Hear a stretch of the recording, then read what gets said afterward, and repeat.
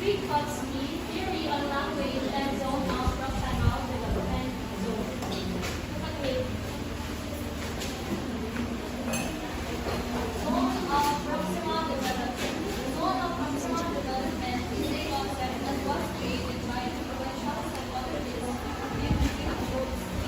According to him, the zone of proximal development is the distance between the actual development level as determined by independent problem solving and the level of potential development as determined through problem solving under adult guidance or in collaboration with more capable participants.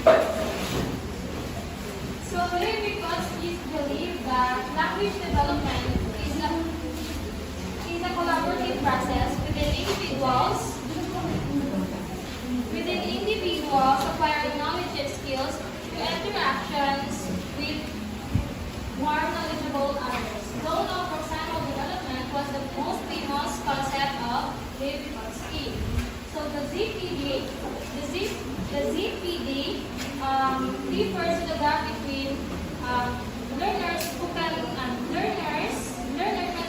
what learner can achieve independently and what learner can achieve with the help of more knowledgeable others.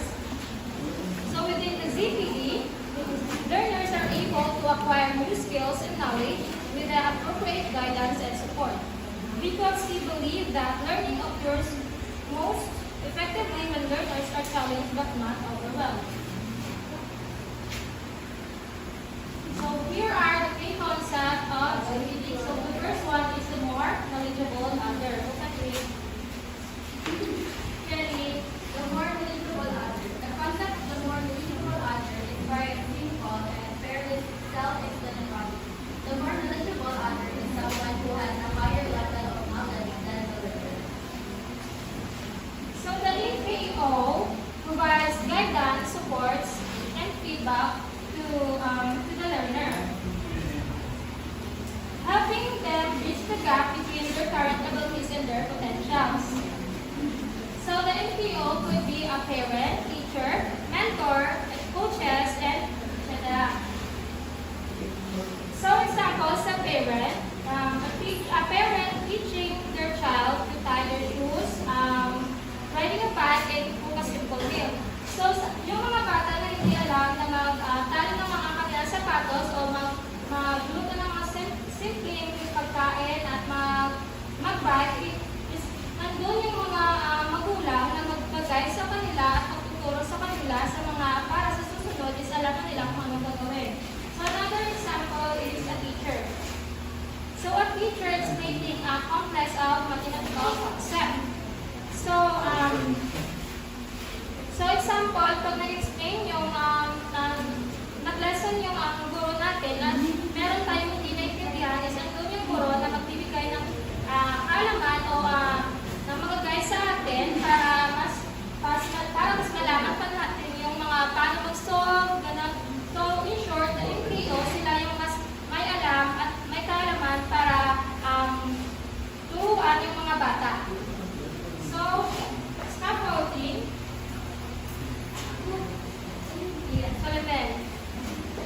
Scaffolding. When children are in the zone of proximal development, providing them with the appropriate assistance and tools gives students what they need to accomplish the new task or skill. These activities, instructions, tools, and resources are known as scaffolding. Scaffolding refers to the temporary supports that the NPOs give to the learners. So yung scaffolding, for example, ng scaffolding is yung mga visual aids like using diagrams, charts, or mga pictures. Kadalasan sa mga elementary education, di ba, nag-provide ng mga visual aids like mga picture para mas maintindihan ng mga bata. So yun yung scaffolding. So social interaction, diyan. Social interaction.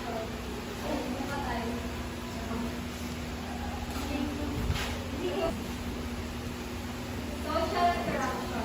The more knowledgeable others of a parent, teacher, or another adult. But this is not always the case. It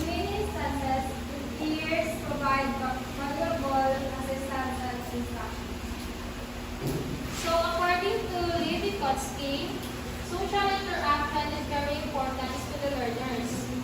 That through collaboration, we can easily achieve our goals. Now we can share ideas.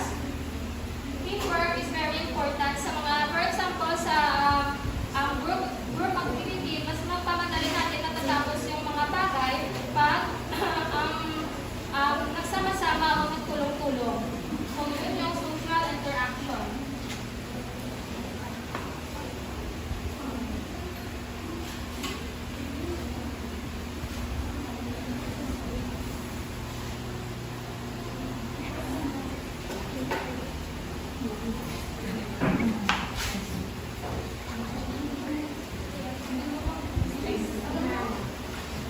So Vygotsky's overall theory in teaching recommendation. First, assess child's zone of proximal development. So yun yung sinabi ko kanina na NKO, sila yung nagagay, sila yung mas may alam na magtuturo sa mga bata. So second one is provide just enough assistance.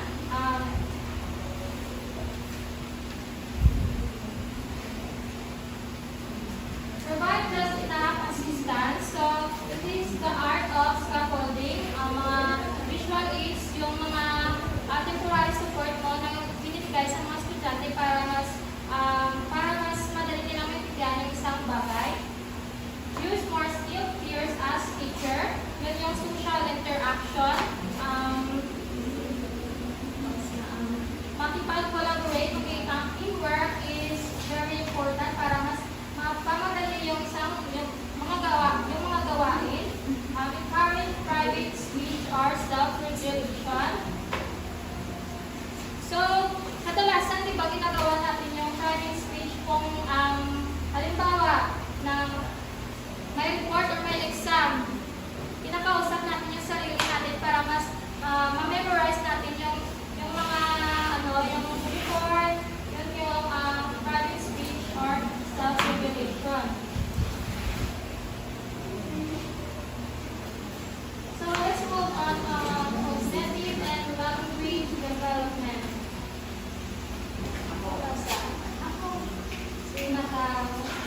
Language is a form of communication spoken, written, or typed that is based on a set of symbols.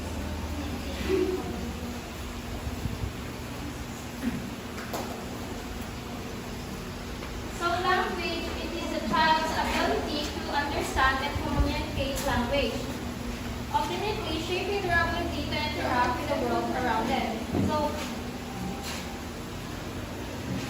we have here a 5 domains of language. The first one is phonology, sound system of a language.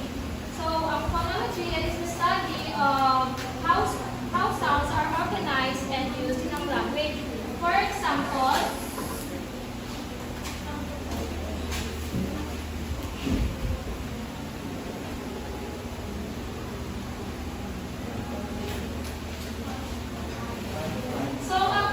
ang P at V dito is a phoneme initial. Phoneme initial. Paano nyo i-pronounce ang R sounds ng P at V?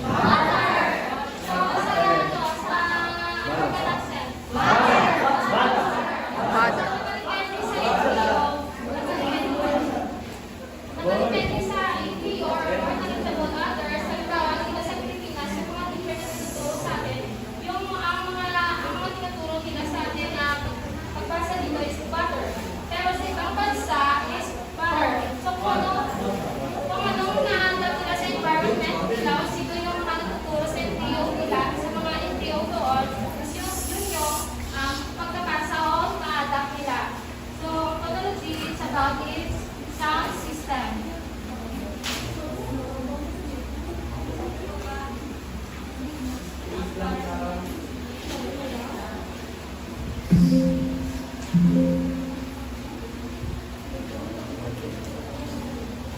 next, morphology. Now, Morphology, units of meaning involving word formation. so morphology is about how we put smaller pieces of words together to make a bigger one. So examples of morphology is the word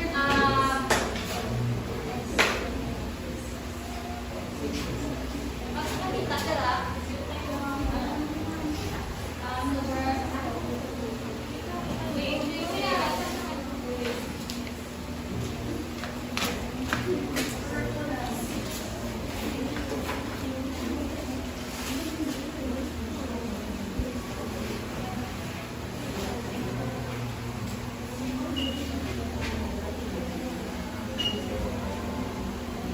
so the word drinkable, tapos i-combine together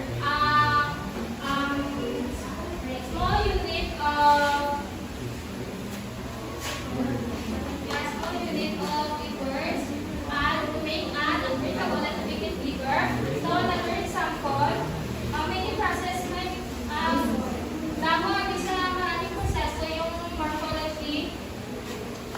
First is yung affixation.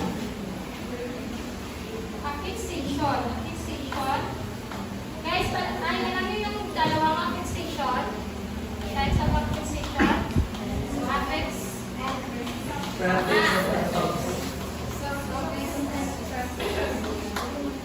So, sa prefix is, example, begins on ating sa beginning. So, for example, tapos happy.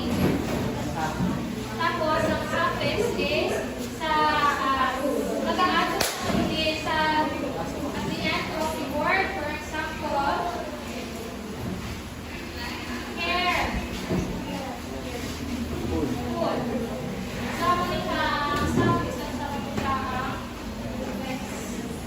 So, basta ang morphology, units of meaning involved in the word formation or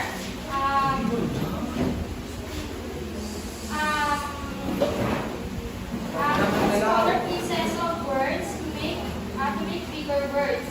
Another example sa morphology is compounding or combining two or more words like well-being, mother-in-law. Ano bang alam nyo na two words? Like mga well-being, mother-in-law, love, Lord. Ayun sa morphology. Yeah. Ano siya ang morphology? Tapos may last pa ang inflection. It is the process of adding grammatical information to a word such as text, number, or gender. So for example, di ba pag cat, singular, plural. Tapos add S to make it plural. Ano siya morphology? Basta ganito sa ating nag-a-add isang words, ano na siya ang morphology. Tapos, ang syntax,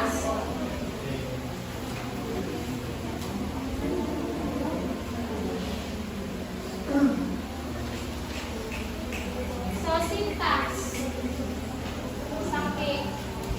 Syntax. Rule for combining words into phrases and sentences. So, syntax, it is the order or arrangement of words and phrases to form proper sentences. So, syntax naman is grammar. Ano siyang grammar? How to, for example, Julie hit the ball. Composed of, Julie is the subject, hit is the verb, and ball is the object. So, paano na ang tandaan ng syntax is about grammar na siya, how a correct way to make a sentence. Tapos, ang semantics, meaning of words and sentences. So, meaning of words